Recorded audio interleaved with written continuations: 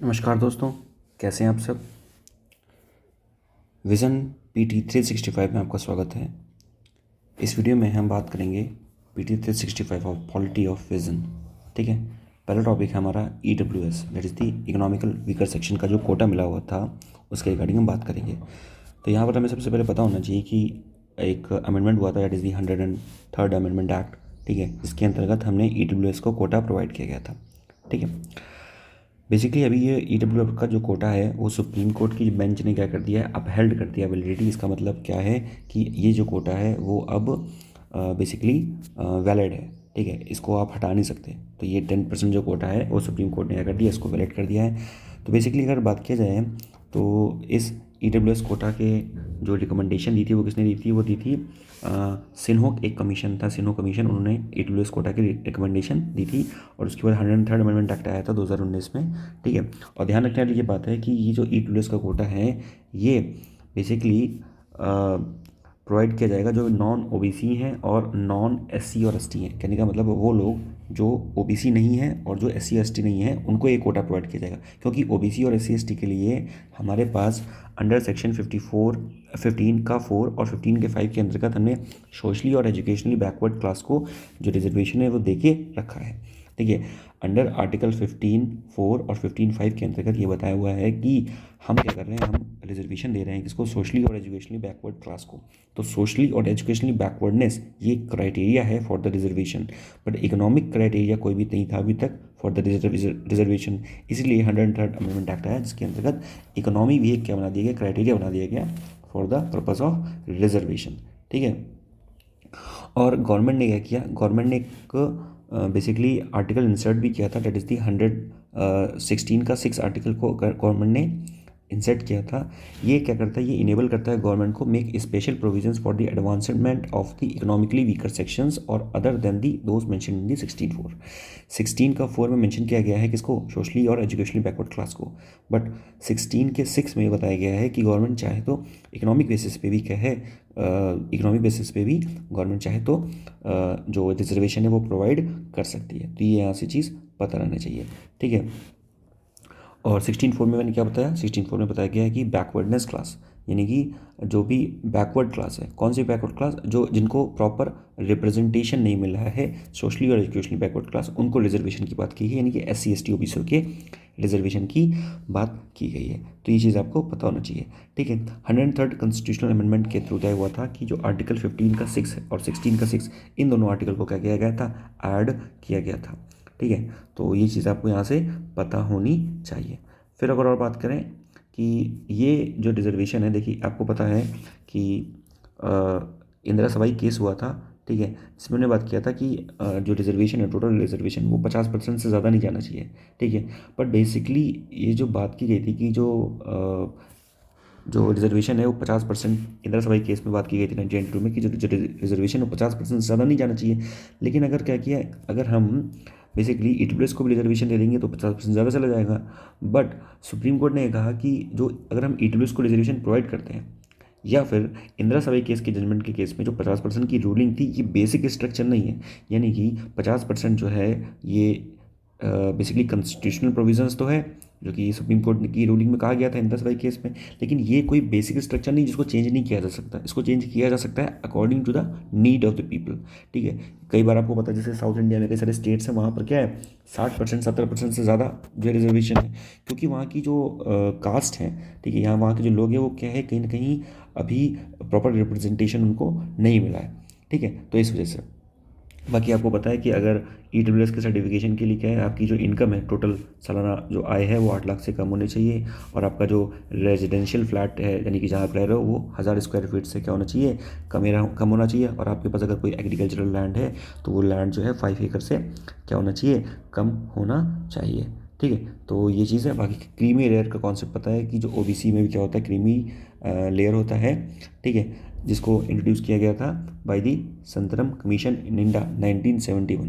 ठीक है, ये चीज़ पता होनी चाहिए, यानी कि जो भी जिनकी भी एनुअल सालाना जो इनकम है वो 8 लाख है, ठीक है, वो क्रीमी लेयर में आते हैं।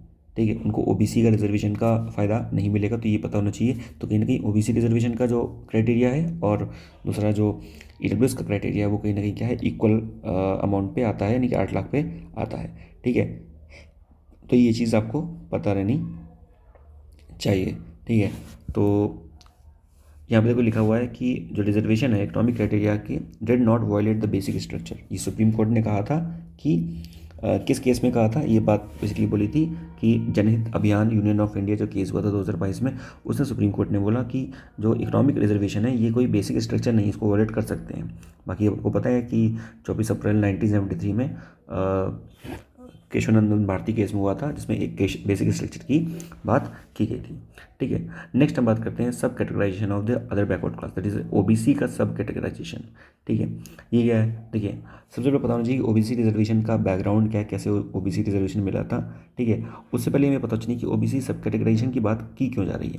ठीक है, यूनियन कैबिनेट ने क्या किया था, 14th एक्सटेंशन दिया था किसको, जस्टिस रोहिणी कमीशन को, to set up the examine the issue related to sub categorisation of the OBC, और सबमिट किया था अपनी रिपोर्ट 2023 में। यानी कि जस्टिस रोहिणी कमीशन को सेटअप किया गया था एग्जामिन करने के लिए क्या, सब कैटेगराइजेशन ऑफ द ओबीसी के सब कैटेगराइजेशन को एग्जामिन करने के लिए यूनियन कैबिनेट ने जस्टिस रोहिणी कमीशन को क्या किया था, बेसिकली अपॉइंट किया था। ठीक है, और जो कि अपनी रिपोर्ट जुलाई 2023 तक सबमिट करेंगे।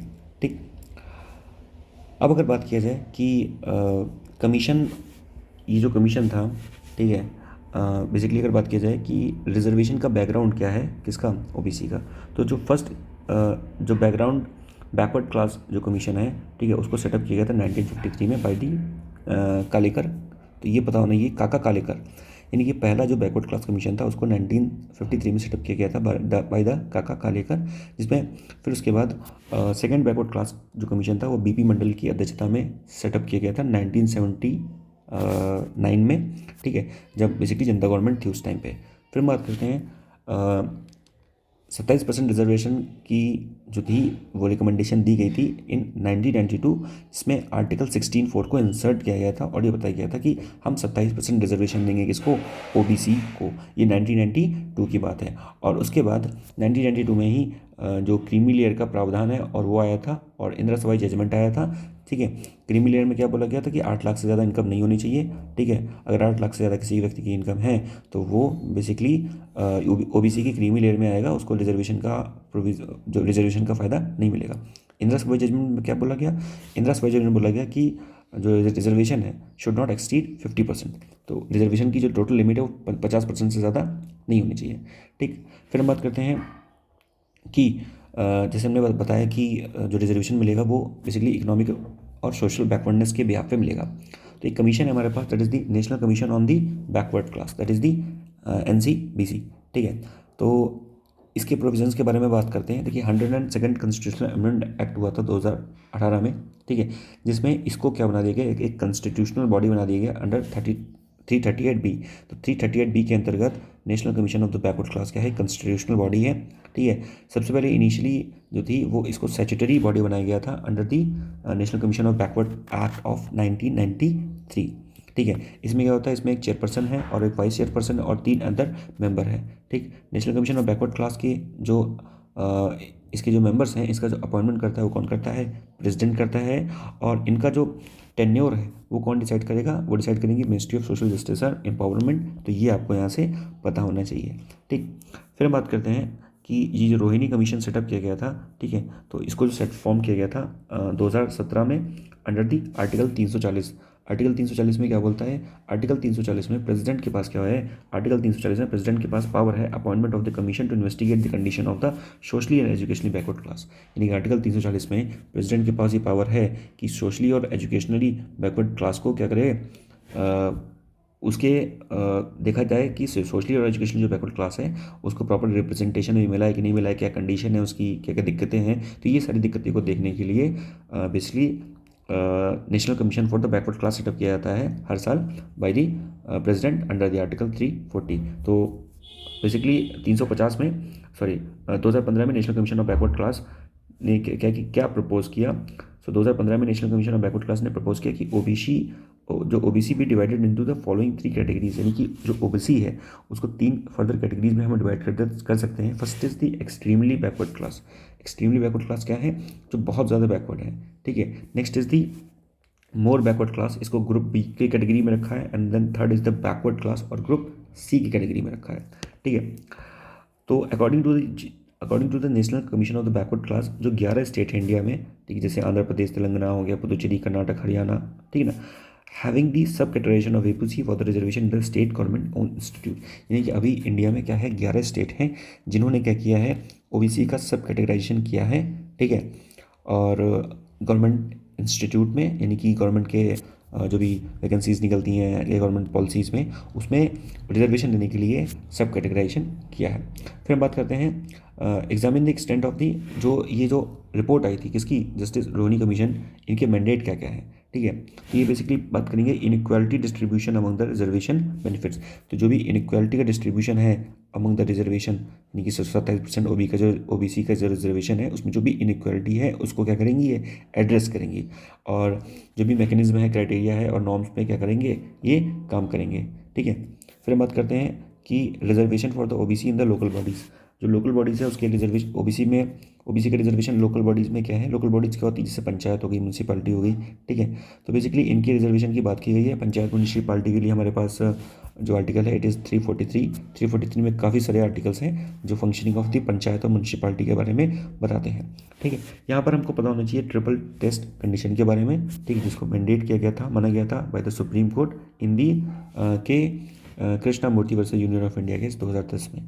ट्रिपल टेस्ट क्या है, ट्रिपल टेस्ट बेसिकली क्या है, एक क्राइटेरिया है जिसमें जो स्टेट गवर्नमेंट होती है वो डेटा कलेक्शन करती है बैकवर्ड क्लास का इन एवरी लोकल बॉडी, ठीक है। यानी कि स्टेट गवर्नमेंट क्या करती है, डेटा कलेक्ट करती है किसका, बैकवर्डनेस का of the OBC in every local body. ये देखती है कि कहाँ पर कितने लोग अभी भी बैकवर्ड हैं, कितनी सारी अच्छी अच्छी पोजीशंस हैं जहाँ पर लोग बैठे हैं, नहीं बैठे हैं, यानी कि अभी तक रिजर्वेशन देने के बावजूद कितना रिप्रेजेंटेशन मिल पाया है लोगों को। तो ये देखता है कौन, इसका डेटा कलेक्ट करता है कौन, स्टेट गवर्नमेंट, और वो डेटा को सबमिट करता है किसके पास, सेंट्रल गवर्नमेंट के पास। फिर उसके बाद रिजर्वेशन का प्रावधान आगे बढ़ता है। तो बेसिकली क्या है, specify the proportion of the representation in each local body, यानी ईच लोकल बॉडी में कितना जो रिजर्वेशन है वो दिया जाएगा, उसको क्या करती है, इंश्योर करती है, ठीक है ना। और ये इंश्योर करता है कि रिजर्वेशन जो है वो एक्सीड ना करे 50%, जो कि इंदिरा सभा केस 1992 में कहा भी गया था, ठीक है। Together with the reservation of the ST and OBC, यानी कि SC ST और OBC का जो सबका जो रिजर्वेशन है वो 50% से ज़्यादा एक्सीड नहीं करना चाहिए, ठीक। और ध्यान रखिएगा कि in case of the state और union territory not in the position the full triple test जो रिक्वायरमेंट है, ठीक है ना, मतलब कि क्या है कि जो स्टेट और union territories not in the position to fulfil, अगर कोई भी स्टेट या यूनियन टेरिटरी है जो बेसिकली डेटा कलेक्ट नहीं कर पाई है under the triple test criteria, तो ऐसा नहीं कि हम जो इलेक्शन है उसको पोस्टपोन कर देंगे, इलेक्शन को पोस्टपोन नहीं करेंगे, इलेक्शन होगा, ठीक है, पर कोशिश की जाएगी जो डेटा कलेक्शन है वो टाइमली हो जाए। नहीं हो पाता तो ऐसा नहीं है कि इलेक्शन को पोस्टपोन कर देंगे, नहीं, इलेक्शन तो टाइमली होगा, ठीक है। फिर बात करते हैं, कॉन्स्टिट्यूशन ने प्रोवाइड किया reservation of the SC and ST और लोकल बॉडीज़ एज पर दियर पॉपुलेशन, यानी कि जो कॉन्स्टिट्यूशन है हमारा उसमें संविधान में SC और ST के लिए रिजर्वेशन को प्रोवाइड किया गया है एज पर दियर पॉपुलेशन, जिस हिसाब से उनकी पॉपुलेशन होगी उस हिसाब से रिजर्वेशन उनको दिया जाएगा। इसलिए जो साउथ इंडियन स्टेट्स हैं कई सारे, वहाँ पर क्या जो रिजर्वेशन है क्या है, it is more than 50%, because वहाँ पर क्या है SC और ST की पॉपुलेशन ज़्यादा है, ठीक है। तो ये चीज़ आपको पता होनी चाहिए। नेक्स्ट हम बात करते हैं यूनिफॉर्म सिविल कोड के बारे में। यूनिफॉर्म सिविल कोड क्या कहता है, यूनिफॉर्म सिविल कोड कहता है कि हर व्यक्ति के लिए, हर एक धर्म के समाज के इंस्टीट्यूशन के लिए जो कोड होने चाहिए, जो सिविल लॉज होने चाहिए, वो क्या होने चाहिए, सेम होने चाहिए, इक्वल होने चाहिए, ठीक है। जैसे अगर बात किया जाए कि इसके लिए हमारे पास एक कॉन्स्टिट्यूशनल प्रोविजंस है, directive principle state and policies में जो आर्टिकल 44 है, वहाँ पर हमने किसकी बात की है, वहाँ पर हमने यूनिफॉर्म सिविल कोड के बारे में बात किया है, ठीक है। तो यहाँ पर अगर थोड़ी सी और बात करें कि बेसिकली प्राइवेट मेंबर बिल आया था जिसने टाइटल्ड किया uniform civil code in Indian bill 2020 was introduce in the Rajya Sabha. तो एक प्राइवेट मेंबर बिल आया था जिसमें यूनिफॉर्म सिविल कोड का जो बिल है उसको क्या किया गया था, उसको इंट्रोड्यूस किया गया था, ठीक है, इंडिया में।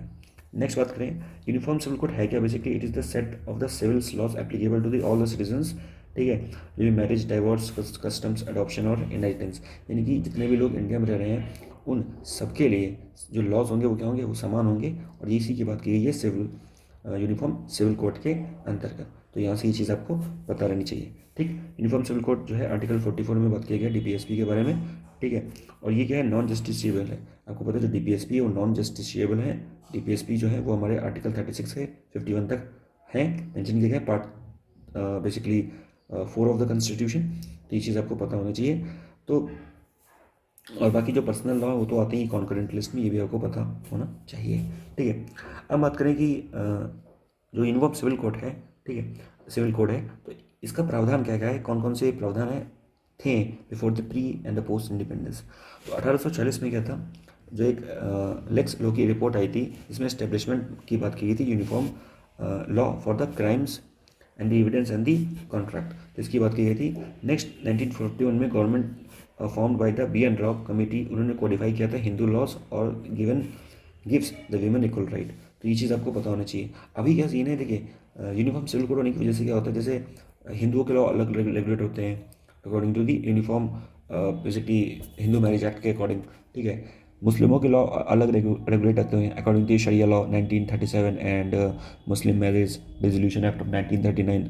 लेकिन अगर यूनिफॉर्म सिविल कोड आ गया तो क्या हो जाएगा, दोनों के जो लॉज होंगे, सारे जो सिविल्स लॉ हैं वो क्या हो जाएंगे, वो इक्वल हो जाएंगे। तो ये आपको पता रहना चाहिए, ठीक है। पोस्ट इंडिपेंडेंस के बाद क्या हुआ, एक कॉन्स्टिट्यूएंट असेंबली सेटअप की गई, जिसमें बात किया गया sub committee on the fundamental right headed by the Sardar Vallabh Bhai Patel decided that the securing the uniform civil right was not within the scope of the fundamental right. कहने का मतलब है कि जो कॉन्स्टिट्यूएंट असेंबली थी, ठीक है, उसकी एक सब कमेटी थी, किसकी, फंडामेंटल राइट की सब कमेटी, जिसको हेडेड किया था सरदार वल्लभ भाई पटेल ने। इन्होंने कहा कि ये जो यूनिफॉर्म सिविल कोड है, ठीक है, ये फंडामेंटल राइट के स्कोप के अंतर्गत नहीं आता, ठीक। नेक्स्ट बात किया हमने special Marriage act. Special Marriage act भी कहीं ना कहीं यूनिफॉर्म सिविल कोड को क्या करता है, प्रमोट करता है। स्पेशल मैरिज एक्ट में क्या है कि अगर दो डिफरेंट रिलीजन के लोग हैं, कपल्स हैं, वो शादी करना चाहते हैं, so they could register themselves under the Special Marriage Act of 1954, ठीक है। तो बेसिकली सिविल मैरिज के बारे में बात करता है कि any citizen irrespective of the religion इसमें शादी कर सकता है, बात कर सकता है। नेक्स्ट इज 1955 का हिंदू कोड बिल को पास किया गया था, जिसमें हिंदू मैरिज एक्ट के बारे में कई सारी चीज़ें हैं। फिर उसके बाद सुप्रीम कोर्ट जो था, अपने कई सारे जजमेंट में उन्होंने क्या किया है, जो यूनिफॉर्म सिविल कोड है उसको एडवोकेट किया है कि यूनिफॉर्म सिविल कोड क्या है, काफ़ी सही चीज़ है, ये कहीं ना कहीं न्यूट्रलिटी को प्रमोट करता है, ठीक है। इंपॉर्टेंट कौन कौन से जजमेंट्स है जो यूनिफॉर्म सिविल कोड के बारे में बताते हैं, मुझे पता होना चाहिए। शाह बानो केस 1985, इसमें क्या था कि शाह बानो एक लड़की थी, तो वो क्या था, उनके हस्बैंड ने उनको डाइवर्स दे दिया। डाइवर्स देने के बाद क्या है कि जो मंथली जो स्टाइपेंड मिलता है उनको, ठीक है, जो गुजारा भत्ता, वो देने से मना कर रहा था। वो उन्होंने बोला कि उनके हस्बैंड ने कि क्योंकि शरिया लॉ जो है, ठीक है, जो मुस्लिम मैरिज डिसोल्यूशन एक्ट ऑफ 1939 है, उसमें कहीं पर भी हर बार मंथली स्टाइपेंड देने का कोई भी प्रावधान नहीं है, एक बार में दिया जाएगा जो भी अमाउंट दिया जाएगा। तो बेसिकली जो शाहबानो थी वो बेसिकली कोर्ट पहुंच गई।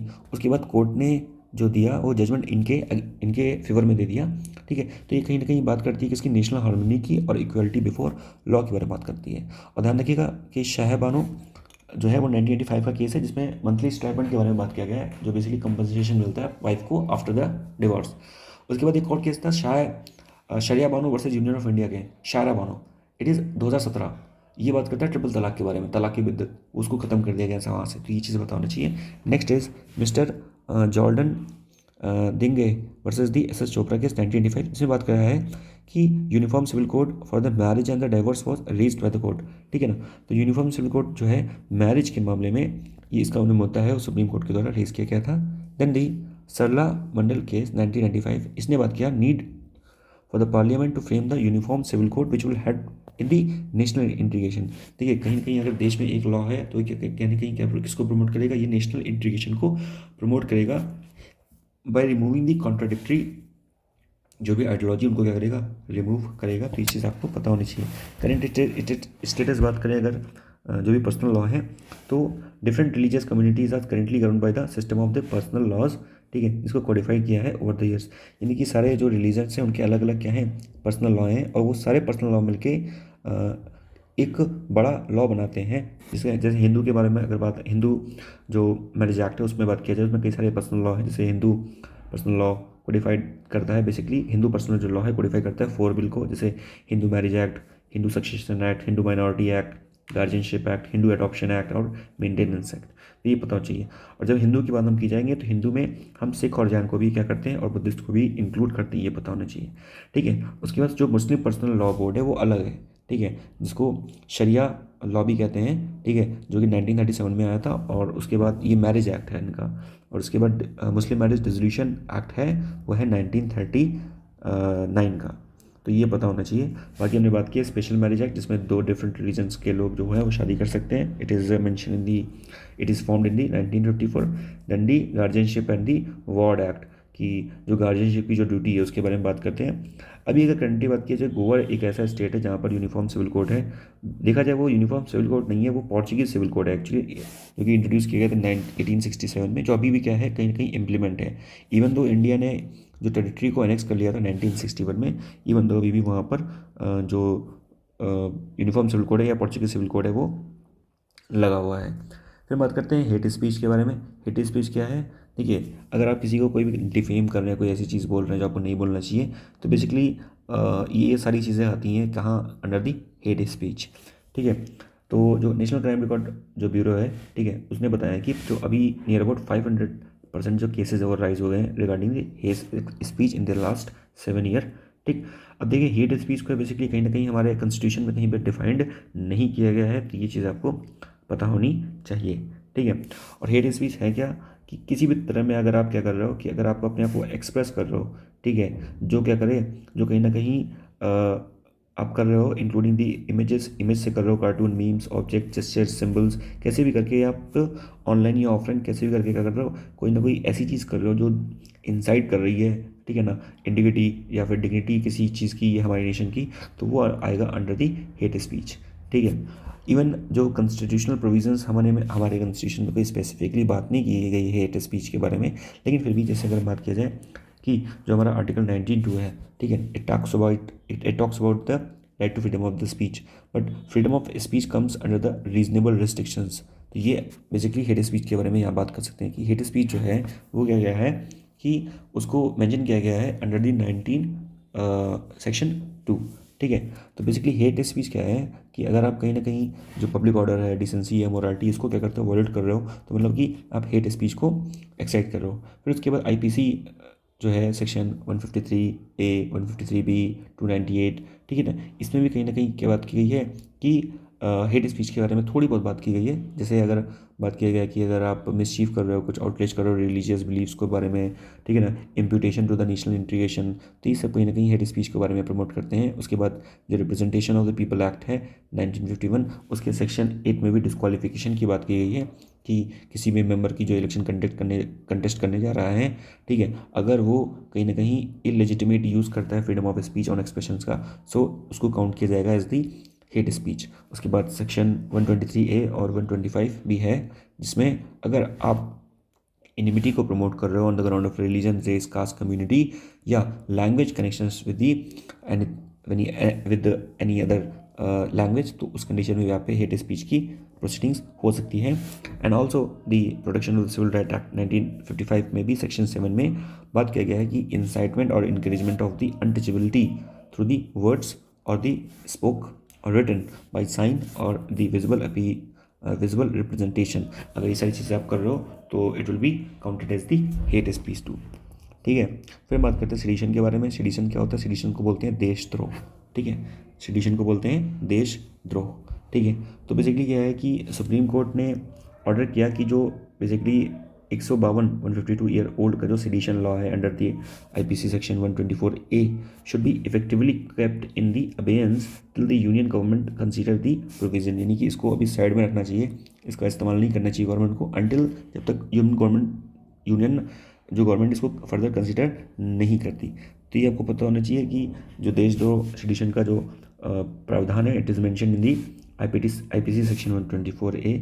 ठीक है, जिसमें कोई भी पर्सन है बाय द वर्ड्स और अदरवाइज वो क्या करता है, ब्रिंग इनटू दी हेट्रेड और कंटेम्प्ट, यानी कि कहीं ना कहीं जो hatred, contempt, dissatisfaction towards the government established, जो भी गवर्नमेंट इस्टेब्लिश्ड है उसके खिलाफ अगर आप कोई भी हेट्रेड, कंटेम्प्ट, ये सारी चीज़ें क्या करते हो, फैलाते हो, तो आपको चार्ज किया जाएगा अंडर द हेट स्पीच। ठीक है, हेट स्पीच के अंतर्गत कोई भी वर्ड आ सकता है, जो भी आपने बोला है, लिखा है, कोई साइन, विजिबल रिप्रेजेंटेशन, कैसा भी कुछ भी आ सकता है।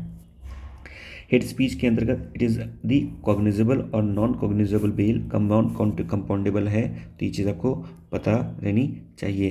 ठीक, और जब 2018 का जो लॉ कमीशन आया था उसने बात किया था कि जो सेडिशन है that is the section 124 of A of the IPC, इसको क्या कर देना चाहिए, रिपील कर देना चाहिए।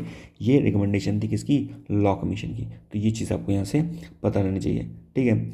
और कई सारे जो थे वो जजमेंट भी थे जो कहीं ना कहीं हेट स्पीच को क्या करते हैं, बताते हैं, जो कि पहले थे ब्रिटिश टाइम पे भी। जैसे बात किया जैसे Thomas Macaulay draft seditions law as the offence of the publishable with the life imprisonment. तो जो मैकॉले था उन्होंने सेडिशन को यूज़ किया गया था लाइफ इम्प्रिजनमेंट। तो ये चीज़ पता होनी चाहिए। पहले इसको ओमिट कर दिया गया था, बाद में फिर से सेक्शन 124A में इसको इंक्लूड कर दिया गया था अंडर दी आईपीसी, ठीक है। फर्स्ट जो केस था सेडिशन का वो रजिस्टर किया गया था अंडर दी जोगेंद्र चंद्र बोस, जो कि एडिटर थे किसी पेपर के दैट इज़ दी बंगोबासी, ठीक है। और इनको ब्लॉक कर दिया गया था कि पब्लिशिंग से कि आप कोई भी आर्टिकल को पब्लिश नहीं कर सकते हो regarding the age of consent bill, ठीक है। तो ये चीज़ आपको पता होना चाहिए।